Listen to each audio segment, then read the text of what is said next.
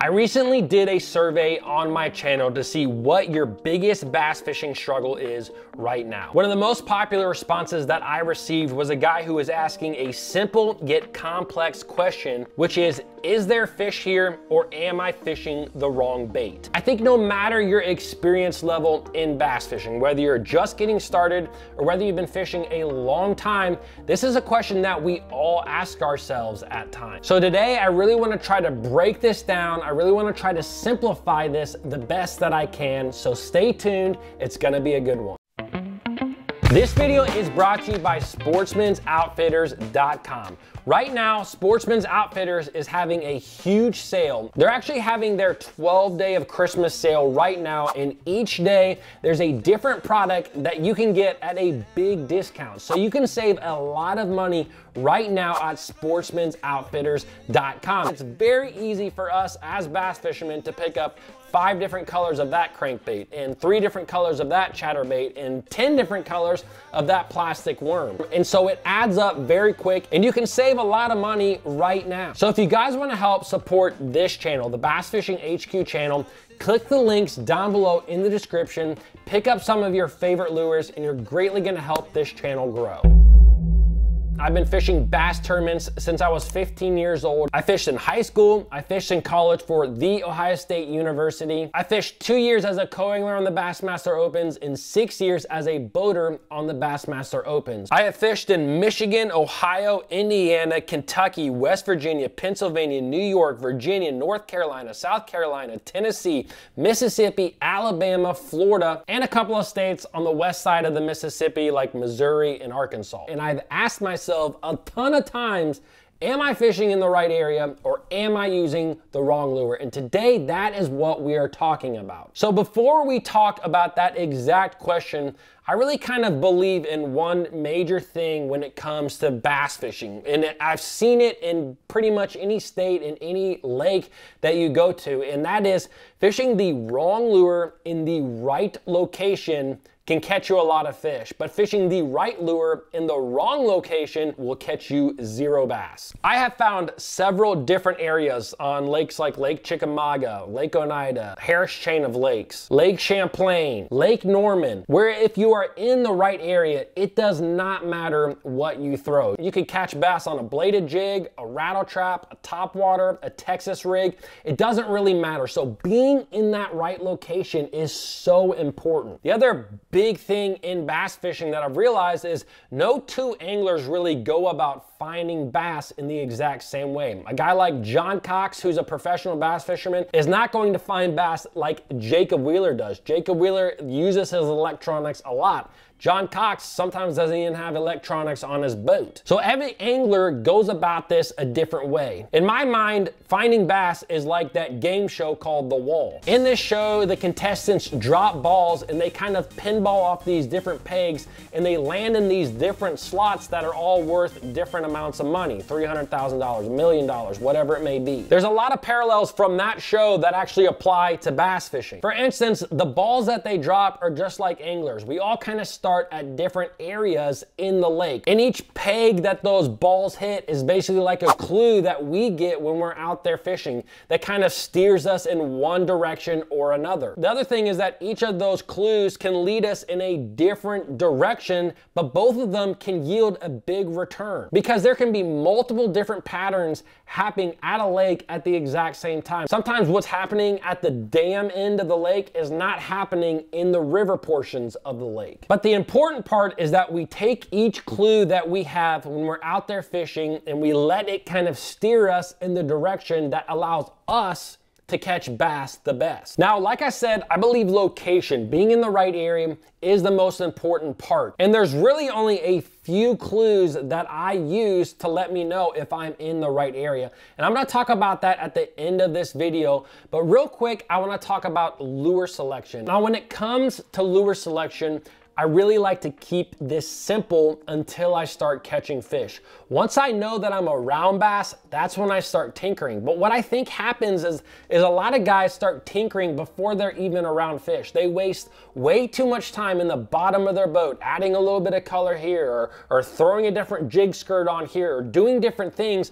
when they're not even around the fish. So it really doesn't matter what they're doing. So simplify your lure selection before you start catching fish. Now, I actually did a video about lure selection, and I'm gonna play about a 3 or 4 minute clip from that video right now, and this is my simple process to lure selection. There are two main categories of lures: horizontal lures and vertical lures. Horizontal lures are meant to be worked horizontally in the water column. These are lures like chatterbaits, spinnerbaits, jerkbaits, crankbaits, etc. Vertical lures are baits that you cast out and let sink vertically to the bottom, where then they can be worked across the bottom, like Texas rigs, jigs, Ned rigs, shaky heads, etc. Now, some vertical lures can also be fished horizontally, like a jig, aka a swim jig. So when we talk about lure selection, keep that in mind. Selecting a lure comes down to matching the bait profile and selecting the right color. Matching the bait profile is exactly what it sounds like. You want to choose a lure that best represents the bait or food that a bass is eating in your body of water. Maybe you're fishing a pond or lake where bluegill is the main forage. In that case, a chatterbait or a jig can really match a bluegill profile. Or maybe you're trying to match a crawfish. In that case, a Ned rig or a crankbait reel across the bottom can really mimic a crawfish well. In both of these examples, I gave you one vertical lure and one horizontal lure. So how do you know which one to throw? Experimenting with both and seeing how the bass respond is typically best. However, you can choose a vertical or horizontal lure based upon the water conditions.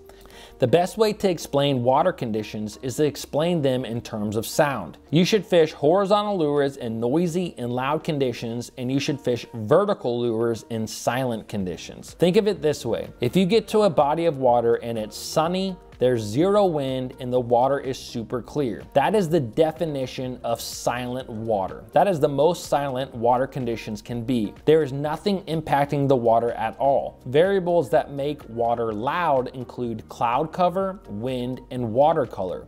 Therefore, the loudest of water conditions would be cloudy, very windy, and muddy water. You don't have to have all three variables to have loud conditions. You simply just need one. For instance, if you get to the water and it's sunny and you have clear water, but it's very windy, that would fall under the loud conditions category, and fast-moving horizontal lures will work well. Now again, this is just a starting point, but bass don't always read the same books that we do. So now we know what type of lure to choose and what conditions to fish it under. So we now need to know what color do we use. An easy fallback is always choosing a color that looks like the bait the bass are eating. For instance, if the bass are feeding on crawfish, then green pumpkin might be the best bet. If the bass are feeding on shad, then going with white or baitfish colored might be the best bet. However, water conditions can impact lure color greatly. When it comes to lure color, we basically have dark colored lures, natural colored lures, and bright colored lures. But instead of thinking of them like this in a straight line, I want you to think about them like this, kind of like a greater than symbol. The further a bass can see in the water, the more natural of a color you want. The less a bass can see in the water, the brighter or darker you can go with. Two variables that impact how far a bass can see in the water include water color and the amount of light penetration. In clear water, a bass can see well, so natural colors are going to work best. However, you may have water that is clear, but you are fishing during low light conditions. This impacts how far a bass can see, and so therefore darker and brighter colors will still work, although you are fishing clear water. I really kind of look at the weather conditions, look at what the bass are supposed to be eating, and that's how I go about picking a lure. Now, once I catch bass, that's when I start critiquing. And really the biggest thing here is you want to look at how that bass is hooked. Maybe you're fishing a red rattle trap during the spring because everybody tells you to fish a red rattle trap during the spring, but you see that a lot of the fish that you're catching only have one of those treble hooks in its mouth, or maybe it's hooked on the side of the face. Those are clues that tell me man, maybe these fish don't really want that red color. Maybe I should switch to a shad lure. And that's when I pick up a shad lure. Now, a lot of times you're gonna see that the fish are hooked a lot better immediately. And now you know, hey, I'm on the right path. I've got another clue. These fish are hooked a lot better. If the fish are still hooked the same, then maybe it's the lure that you're using. Maybe instead of that rattle trap, you should switch over to a spinner bait, or maybe you should switch over to a vertical presentation like a Texas rig. But again, you have to be around the bass before you start tinkering with colors and lures. Now let's talk about being in the right area. The first thing that you should know is bass movement and bass behavior. And I'm not going to get into bass behavior in this video because I've actually done some complete guides on bass movement throughout the year, and I'll link them down below in the description for you guys to check out. But that's really the first thing that you should know. You should kind of know where bass are supposed to be during that time of the year, whether it's during the summer, winter, spring, or fall. Once I'm out there in the water and I'm fishing these areas where bass are supposed to be, really the only thing that I am looking for is the food chain. I am looking for bait fish. If I see bait fish in that area, I really truly believe that there are probably some bass really close by. Me and my best friend, we talk about fishing areas that are alive. That is the word that we use, is, man, there's a lot of life in that area.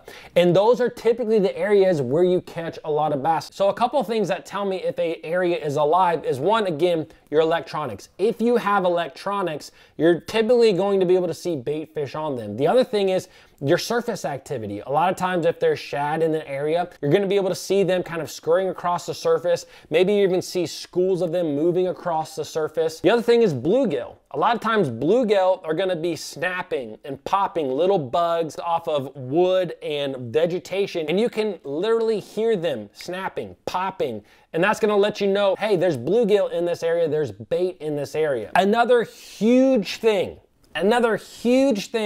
is birds. Birds are something that I feel like a lot of us know and we understand, but a lot of us just simply don't pay attention to it. If I'm fishing in an area and I see birds, especially birds that are diving into the water, I know that there's bait fish in that area, and that's what's gonna keep me fishing around that area for a longer period of time. If I'm not seeing any of that, then I keep moving. I keep trying to find areas that have life. That is the biggest key, guys, is finding those areas that simply have life. Now, with that being said, there are times during the year, like in the fall, where you can be around a lot of life and you're not catching a whole lot of fish. And this is because of a lot of different reasons. One, the fish have plenty of food. They're eating a lot. They're already full for the most part. The other thing is sometimes finding bigger bait fish, you know, instead of finding 1-inch size shad, finding those 3 to 5-inch shad, that's gonna be what you want to find. So that's pretty much my process of knowing, am I in the right area or am I fishing the wrong lure? Is there life in the area? And simplify your lures until you start catching the fish. My big camera just died and I don't want to get up and switch out the battery because I have so little left in this video. But guys, if you want to check out another video that kind of revolves around this same subject and really revolves around finding bass once you get to the lake, you can click on this video that I have right here. Also, don't forget to check out sportsmansoutfitters.com. I'm going to leave their link right here as well as down in the description. Check out their stuff, buy some stuff, and help support the channel. Thanks for watching. I'll see you guys in the next video.